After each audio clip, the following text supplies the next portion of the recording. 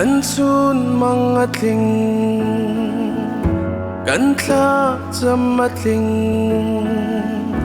Kan biak boy pa nang mathongin Hilay nun lam chu Harnak zong tam lai Man se kan kar Đốt nạc mun se Kan biak sing nu Na sina khúc bilin tha kan cham Chung khar nua ma Kan si ter Zon rua nak hay thiam nak he khat mi đốt nak Kan kar alum sa mi ni bang tlang se Hi lấy cần nôn cha na đông tia har cha lom cha na mun khát cần tua đi lại khúc bil in bia cầm na cần ser bang in boy pa cần nôn na sina cần cha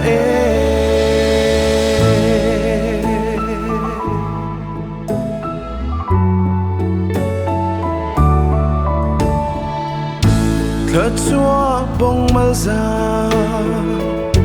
Run kan chum thla cầu Ai lấy cần nun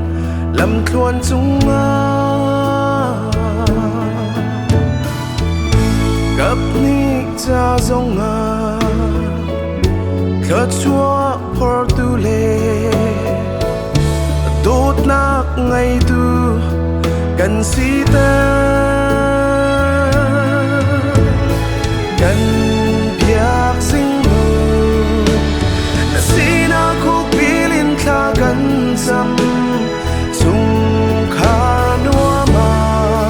Kan si ter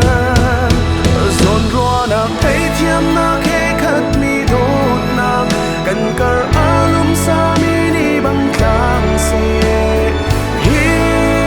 lấy kan nun cha na đông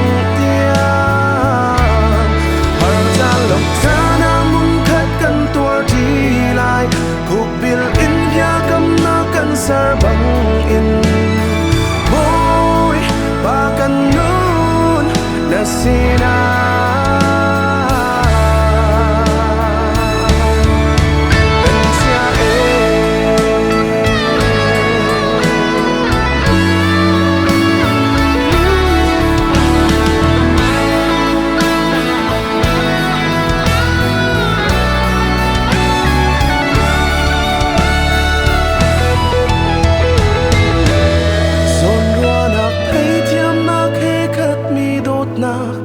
Kan kar alum sa mi ni bang tlang se